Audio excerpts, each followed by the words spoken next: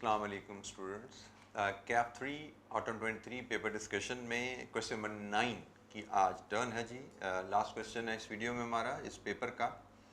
Question number 9 जनाब, prepare the following ledger accounts, work in process, process 1, work in process, process 2। Process costing का सवाल 16 mark था, section B का आखिरी सवाल। प्रोसेस कॉस्टिंग में आपने जब पढ़ा, आपने जब रिवीजन की तो आपको पता है कि दो तरह से क्वेश्चन आते रहते हैं। कभी जनरल एंट्रीज एग्जामिनर कहता है और कभी प्रोसेस अकाउंट कहता है, तो आपको दोनों पे कमांड होनी चाहिए। तो ये प्रोसेस अकाउंट का सवाल है। लेट्स रीड द क्वेश्चन और फिर डिस्कस करते हैं कि इसमें क्या स्किल हमसे टेस्ट की जा रही है। क्योंकि प्रोसेस कॉस्टिंग में आपको पता है कि multiple skill, normal loss, abnormal gain, inspection stage की कहानी होती है। फिर आगे जॉइंट प्रोडक्ट्स, बाय प्रोडक्ट्स की कहानी भी आती है। और प्रोसेस 1, प्रोसेस 2 में एक मटेरियल फ्रॉम प्रोसेस 1 की भी एक एडिशनल एप्लीकेशन आ जाती है। तो बहरहाल जी पढ़ते हैं सवाल को और फिर देखते हैं क्या है इसमें स्किल टेस्ट होने वाली। Hercules chemicals company limited is engage in the production of a chemical using two processes. Chemicals बनते हैं जी टू प्रोसेसेस से। Chemical T is used in process 1, used as a raw material, which produces chemical L and M along with byproduct N in the ratio of 6:5:1. ये इसने ratio दे दीजिए इन output जो निकलती है। However, there is a wastage of 10% at process 1 due to evaporation loss identified at the end of the process. So inspection stage भी आ गई और normal loss भी आ गया। Chemical M undergoes further processing in process 2। हमारी तीन output निकल रही थी, एक केमिकल एल था, एक एम था और एक बाय प्रोडक्ट थी।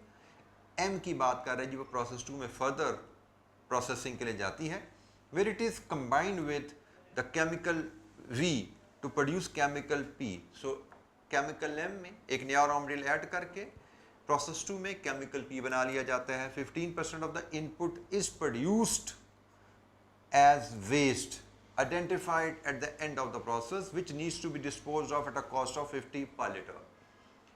15% of the input is produced as waste। जो आपने इनपुट किया उसका 15% वेस्ट हो जाता है और ये पता लगता है आपको प्रोसेस के एंड पे। The following data pertains to the month of August 2023। अच्छा जी, प्रोसेस 1 प्रोसेस 2 दोनों का डाटा है। प्रोसेस 1 के लिए केमिकल टी कितना, क्या रेट, कितने लीटर। प्रोसेस 2 के लिए केमिकल वी किस रेट पे कितने लीटर। केमिकल एल ये प्रोडक्शन है, केमिकल एल कितना बना प्रोसेस 1 से, केमिकल एम कितना बना, केमिकल एन कितना बना और केमिकल पी प्रोसेस 2 से कितना बना। केमिकल वेस्ट कितने केजी हुआ। Direct labour our 350 per hour process 1 की है और 300 पर आवर प्रोसेस 2 में है। एडिशनल इंफॉर्मेशन वैसे बाद में यहाँ से पता लग गया जॉइंट प्रोडक्ट्स में है और बाय प्रोडक्ट में इस क्वेश्चन में। Joint product cost are allocated on the basis of NRV at split off point. Split off point आपका प्रोसेस 1 है। प्रोसेस 1 जब कंप्लीट होगा तो प्रोडक्ट्स अलग-अलग हो जाती हैं। जॉइंट कॉस्ट को आपको तकसीम करना है एल और एम में और एम फिर ट्रांसफर हो जाएगी प्रोसेस 2 को। The net realizable value of the byproduct is credited to process 1। byproduct की ट्रीटमेंट के भी मेथड्स आपको पता है। There are 3 methods byproduct की सेल वैल्यू के। मेथड नंबर 1 जो उसने बताया कि आप byproduct की सेल वैल्यू को प्रोसेस अकाउंट को क्रेडिट करें। मेथड नंबर 2 आप byproduct की सेल वैल्यू को अदर इनकम के तौर पर बुक कर लें।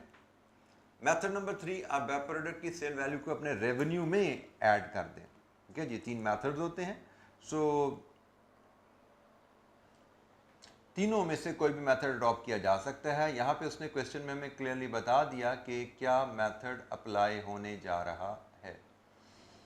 अच्छा जी, आगे चलते हैं मजीद। देयर वाज नो ओपनिंग और क्लोजिंग वर्किंग प्रोसेस। तो यहाँ पे उसने ज़िंदगी एग्जामिनर ने आसान रखी है, ओपनिंग क्लोजिंग वर्किंग प्रोसेस नहीं है। There was no opening inventory of finish goods, however 500 litres of L and 400 litre of P remained unsold at the end of the month.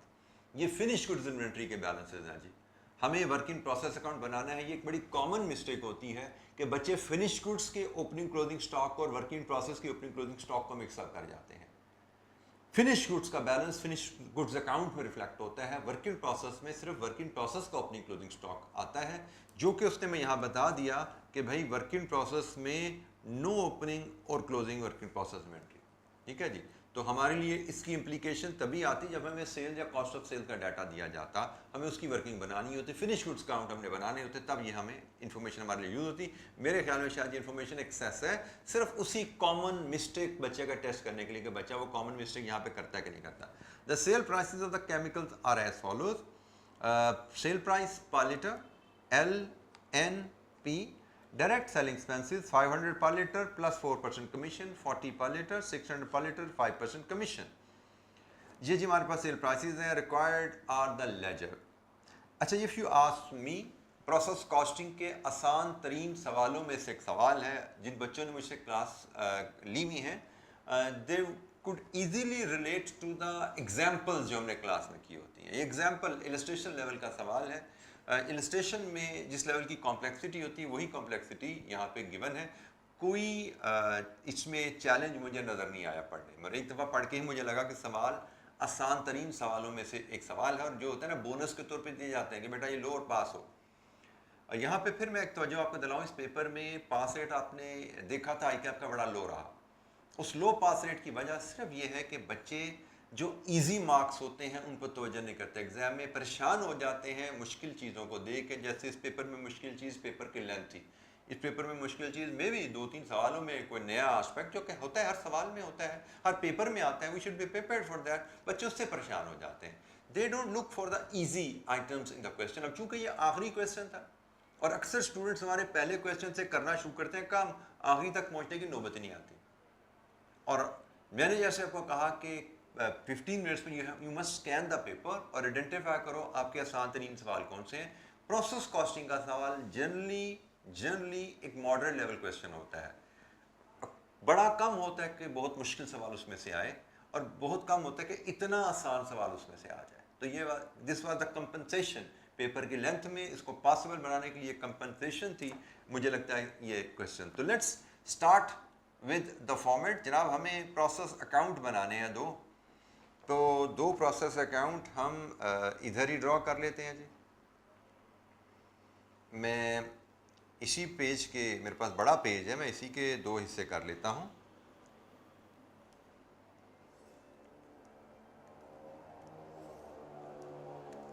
और इसके एक साइड पे हम चलें, बल्कि ऐसा करते हैं क्योंकि हमें कॉलम भी बनाने हैं, तो हम दो अकाउंट्स यहीं पे बनाते हैं, प्रोसेस 1 प्रोसेस 2 अलग-अलग यहीं पे प्लॉट कर लेते हैं।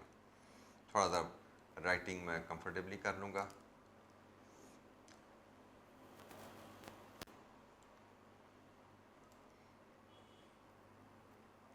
प्रोसेस अकाउंट आपको पता है, दो कॉलम डेबिट साइड पे आते हैं, दो क्रेडिट साइड पे आते हैं।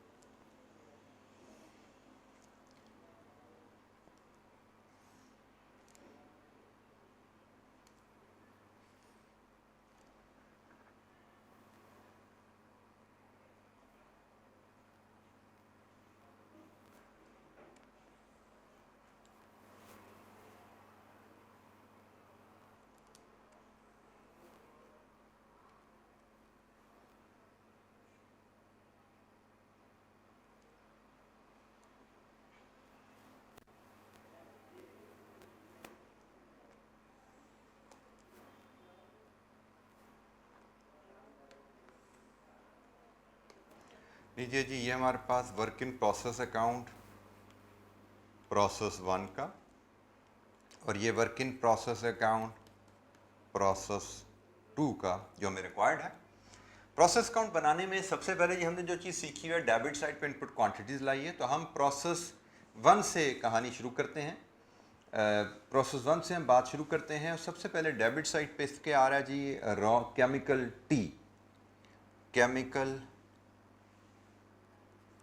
हमें डेबिट साइड पे इनपुट करना है जी। केमिकल टी की इसमें क्वांटिटी दी हुई है 240 रुपये के हिसाब से 20,000 लीटर। तो ये बना जनाब 4.8 मिलियन। मैं इसको रुपीज़ इन 1000 ले लेता हूँ, वैल्यूज़ काफ़ी बड़ी आने वाली हैं, रुपीज़ इन 1000 ले लेता हूँ। और यहाँ पे हम लीटर्स ले लेंगे, हमें इनपुट और आउटपुट लीटर्स में मेजर की गई है। सो जनाब 20,000 लीटर है, और 4.8 मिलियन मतलब 4800 मैं यहाँ पे फीड करूँगा। ये मेरे पास डेबिट साइड पे केमिकल टी आ गया। मज़ीद प्रोसेस 1 में जो इंकर हो रही हैं चीज़ें उसमें डायरेक्ट लेबर है।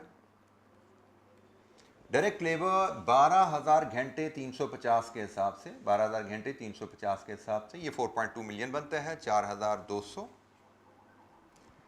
इसके बाद नॉर्मली हमें ओवरहेड्स की वैल्यू यहाँ पे गिवन होती है क्वेश्चन में। नोट नंबर 3 में बताया गया है fixed overhead are applied. Additional information में हमें बताया गया है factory overhead are applied at the rate of 180% of the direct labour cost in both processes. There are no over under absorb. ठीक है, जो ओवर अंडर एब्जॉर्ब होता भी तो प्रोसेस अकाउंट पे उसका कोई असर नहीं आता। प्रोसेस अकाउंट में हमें ओवरहेड एब्जॉर्ब चार्ज करने होते हैं। ठीक है जी, तो 180% ऑफ लेबर कॉस्ट, तो FH absorbed 180% of overhead labour for 200 का 180%, इट इज 7560। लीजिए जी, डेबिट साइड पे इनपुट कॉस्ट आ गई, डेबिट साइड पे इनपुट क्वांटिटी भी आ गई। अब क्रेडिट साइड पे हम आउटपुट क्वांटिटीज लेते हैं और नॉर्मल लॉस और एबनॉर्मल लॉस की फिगर्स लेके क्वांटिटी के कॉलम को क्लोज करना है। क्रेडिट साइड पे आउटपुट के लिए हमें डाटा जो क्वेश्चन में गिवन है यहां से जो प्रोसेस से निकलता है दैट इज केमिकल। आपका जो केमिकल L है वो फिनिश गुड्स में जाएगा केमिकल L, फिर आपका प्रोसेस 2 में जाएगा केमिकल M, और फिनिश गुड्स में आपका जाएगा केमिकल N जो आपका बाय प्रोडक्ट। ठीक है जी, ओपनिंग क्लोजिंग स्टॉक है नहीं। इसके अलावा हमें नॉर्मल लॉस लेने हैं, फिर अब नॉर्मल लॉस या गेन की बैलेंसिंग फिगर ली जाती है। क्वांटिटीज जो हमें गिवन है chemical L 8700, chemical M 7250, chemical N, these are readily available in the question, 1450, and then the normal loss। Normal loss के बारे में क्वेश्चन में बताया गया है कि प्रोसेस 1 में 10% लॉस होता है एवेपोरेशन की वजह से। In the absence of information it will be taken as 10% of input. Normal loss होगा जी हमारा 20,000 का 10%, इट इज 2000। अब हम देखेंगे हमारी बैलेंसिंग फिगर किधर को आती है, क्या वो नॉर्मल लॉस है या अब नॉर्मल गेन है।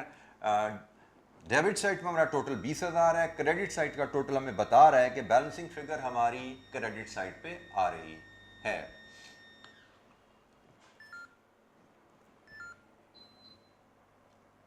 अच्छा जी, बैलेंसिंग फिगर एबनॉर्मल लॉस हमारी यहां पे आएगी जनाब बैलेंसिंग फिगर, और ये फिगर आ रही है हमारे पास 600 kg की।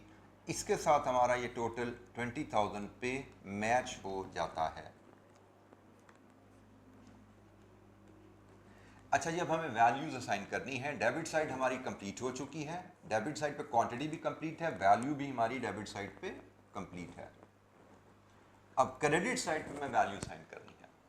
अच्छा जी, वैल्यूज असाइन करते हुए सबसे पहले आपको पता है नॉर्मल लॉस की वैल्यू और बाय प्रोडक्ट की वैल्यू लगाई जाएगी। यहाँ पे नॉर्मल लॉस की वैल्यू सिर्फ तब आती है जब लॉस यूनिट सेलेबल हो, तो वो तो यहाँ पे है नहीं, ये तो भाई एवेपोरेशन लॉस है। एवेपोरेशन लॉस की सेल वैल्यू 0 होती है, और जो केमिकल N है उसको हमने सेल वैल्यू पे यहाँ पे क्रेडिट करना है, और सेल वैल्यू केमिकल N की क्वेश्चन में हमें गिवन है जी 1000, और साथ डायरेक्ट सेलिंग कॉस्ट है 40। ठीक है जी, तो ये 960 के हिसाब से हमें अवेलेबल है इसकी सेलिंग कॉस्ट। तो हम इसको लिखेंगे यहाँ पे जनाब eight the rate of 960। So 1450 into 960, ये यहाँ पे क्रेडिट हो गया जी 1392 रुपीज इन 1000 में। अच्छा जी, अब हमें एबनॉर्मल लॉस की वैल्यू करनी है, और फिर जो कॉस्ट बचेगी उसको केमिकल L और M में तकसीम करना है। किस बेसिस पे? NRV eight split off. Point number 1 additional information का NRV एट स्प्लिट ऑफ। हमें सबसे पहले वर्किंग वन से एबनॉर्मल लॉस की फिगर लेके आनी है। अच्छा, यहाँ पे जॉइंट प्रोडक्ट्स आ जाती हैं। हमें पता है केमिकल एल और केमिकल एन की एम की कॉस्ट पर यूनिट फ़र्क आने वाली है। हमने जो असूल सीखा वह है कि ऐसे केस में एबनॉर्मल लॉस को कॉस्ट पर यूनिट पे वैल्यू किया जाता है। इग्नोरिंग कि आप दो प्रोडक्ट्स बना रहे हो, आप सिंगल कॉस्ट पर यूनिट इस प्रोसेस की मेजर करते हैं, क्योंकि हमें नहीं पता ये यूनिट्स जो एबनॉर्मल लॉस के हुए हैं ये एल से कमी हुई है, एम से कमी हुई है। हम एक सिंगल कॉस्ट पर यूनिट निकालते हैं जिसका बेसिक फार्मूला जो हमने सीखा हुआ है, मैं वर्किंग वन में वो फार्मूला आपके सामने शेयर करता हूँ। कॉस्ट पर यूनिट जो हमने एबनॉर्मल लॉस में यूज करनी है, it is input process cost minus scrap value of normal loss minus cell value of by product divided with expected output. और इस केस में एक्सपेक्टेड आउटपुट होती है input quantity minus normal loss minus by product की quantity. इस तरीके से हम कॉस्ट पर यूनिट लेते हैं और एबनॉर्मल लॉस इस कॉस्ट पर यूनिट पे वैल्यू किए जाते हैं। इनपुट प्रोसेस कॉस्ट जनाब हमारी प्रोसेस वन में क्या आ रही है, 16560। इसमें से नॉर्मल लॉस की सेल वैल्यू 0 है और बाय प्रोडक्ट की सेल वैल्यू 1392 है। और इसमें से इनपुट क्वांटिटी हमारी 20,000 थी, नॉर्मल लॉस हमारा 2000 है और बाय प्रोडक्ट हमारी है जी 1450।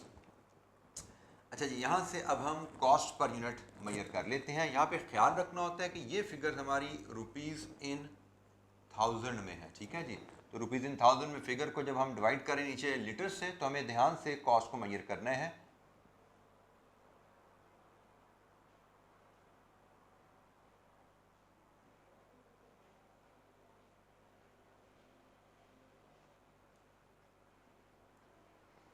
इट इज़ 989 और हम एबनॉर्मल लॉस को वैल्यू करेंगे 989 पे।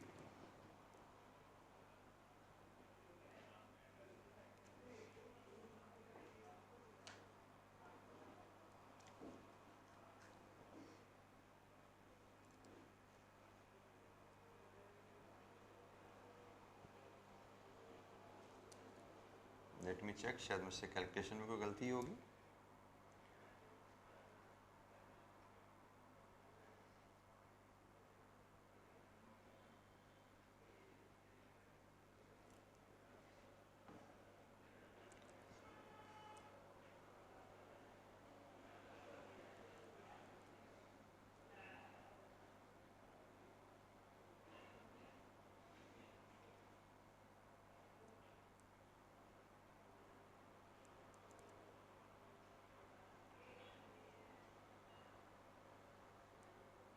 जी इट इज़ 916 बाई मिस्टेक, 916.50, ठीक है जी।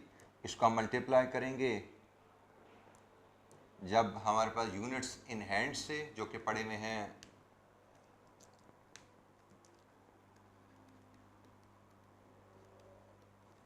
600,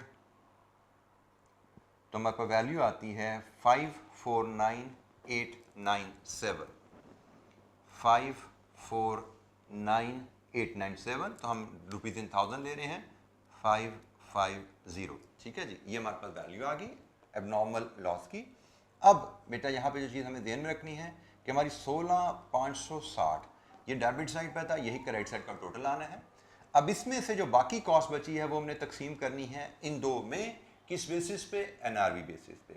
तो हम इसके लिए वर्किंग टू बना लेते हैं, इसको तकसीम करने के लिए वर्किंग टू बनाते हैं।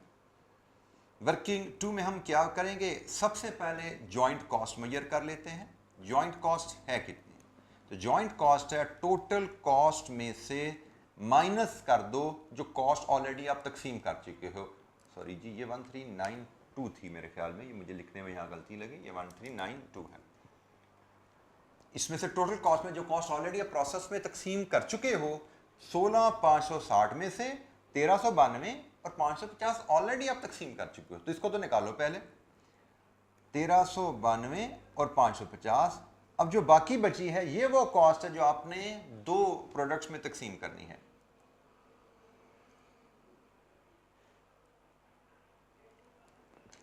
वन 4618, ये है वो जॉइंट कॉस्ट जो आपने तकसीम करनी है एल और एम में। तो इसके लिए हमें चाहिए एनआरवी। पहले हम एल की एनआरवी लेते हैं। एनआरवी से मुराद होता है कि आपकी जो प्रोडक्ट निकली है जॉइंट प्रोसेस के बाद, मतलब प्रोसेस 1 के बाद, उसको फाइनली बेच के जो पैसा मिलता है minus cost to complete that sale. तो हम एल की बात करें, एल से जो हमारे यूनिट्स निकले हैं प्रोडक्ट के वो हैं 8700, और ये यूनिट्स तो हम फौरी ही बेच पा रहे हैं, लेकिन कुछ सेलिंग कॉस्ट के बाद। तो जनाब उसकी जो सेल वैल्यू हमें मिल रही है वो है 5000, उसकी प्राइस है, लेकिन सेलिंग कॉस्ट है एक 500 इसमें, और एक 4% ऑफ 4% कमीशन, और कमीशन प्राइस पे अप्लाई होती है। जनाब ये हमारी एनआरवी कैलकुलेट करने का तरीका, रुपीज इन 1000 में ये एनआरवी मैं यहां पे लेता हूं।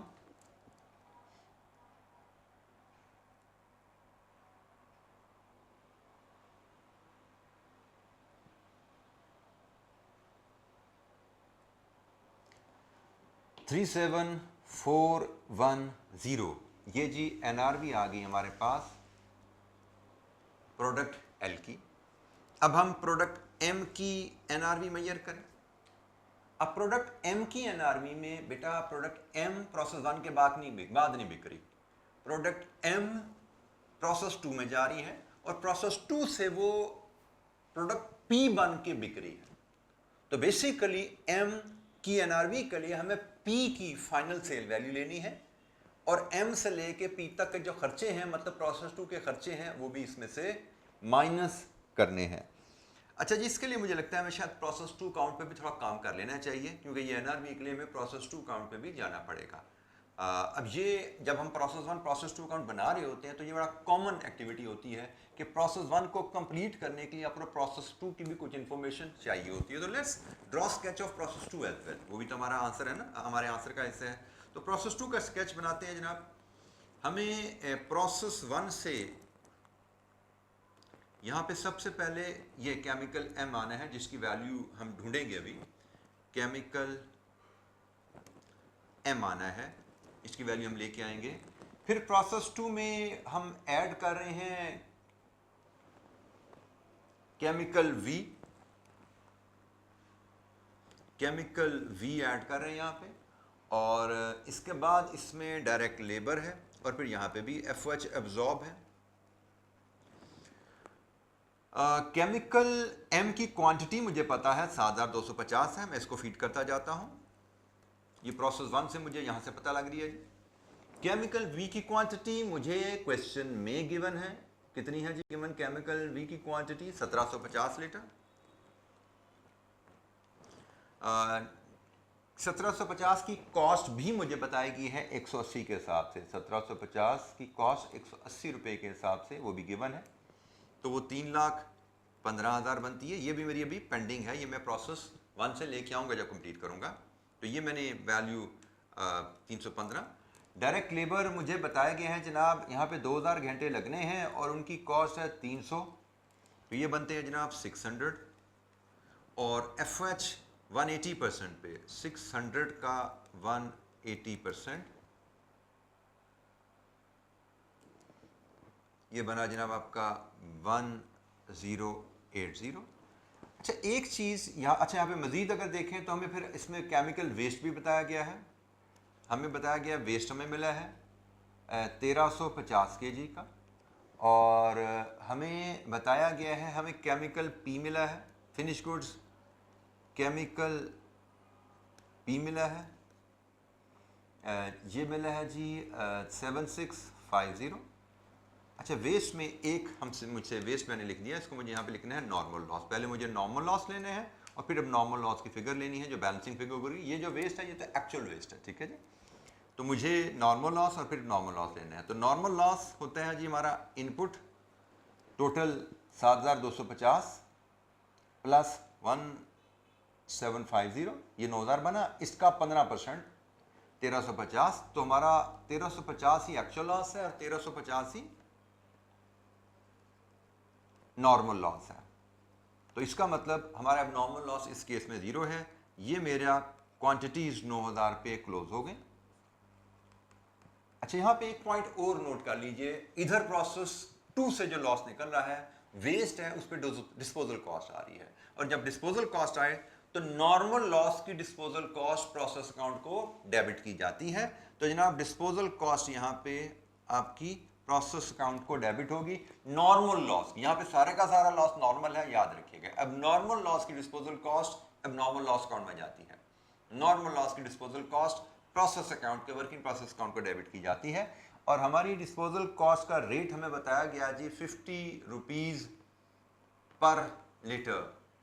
ये अवेलेबल है पैरा नंबर 2 में, disposal cost at the rate of 50। तो 1350 इंटू 50, ये कॉस्ट बनती है जी आपकी 60। 1350 इंटू 50 राउंड ऑफ करें तो 68,000। मैं चूंकि रुपीज़ इन थाउजेंड में लेकर चल रहा हूँ तो 68,000 ये जनाब हमारी कॉस्ट बन गई।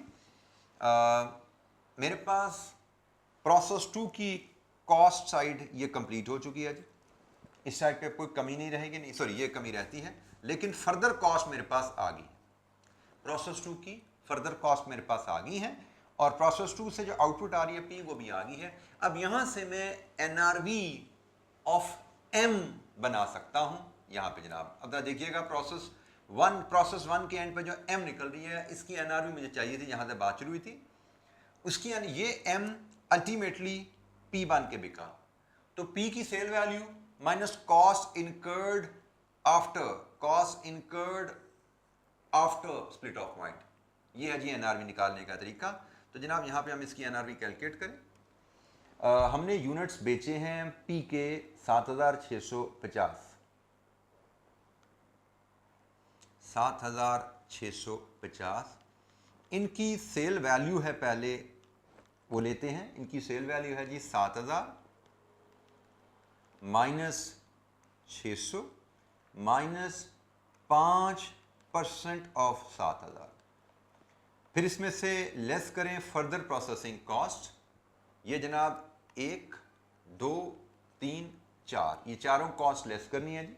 315 600 1080 and 68, 315 600 1080 and 68. This should give us NRV of M. NRV of M यहां से आती है जी 44,220, और इनका टोटल बनता है 81,630। लीजिए जी, इस NRV की बेसिस पे अब हमने इस जॉइंट कॉस्ट को तकसीम कर देना है L और M में। हमने रेशो यहां से बनाई 37,410 ओवर 81,630 इंटू 14,618। यह है जी जॉइंट कॉस्ट 14,618, जिसको हमने इस रेशो में तकसीम करने हैं। ये है इनकी रेशो का टोटल है। M का हिस्सा होगा 44,220 ओवर 81,630 इंटू 14,618। लीजिए जी, यहां से हमें हिस्सा मिल गया, ये है जी 6699 और ये है जी 7919। ये टोटल 14,618 के दो हिस्से आ गए। जॉइंट कॉस्ट को एनआरवी एट रेट ऑफ की बेसिस पे तकसीम करना। सो जनाब प्रोसेस 1 हमारा यहाँ से कंप्लीट होता है 6699 7919। ये प्रोसेस 1 हमारा कंप्लीट है, और ये जो 7919 है ये यहाँ पे ट्रांसफ़र हो जाएगा 7919, और इसके साथ हमारा प्रोसेस 2 भी कंप्लीट हो जाता है।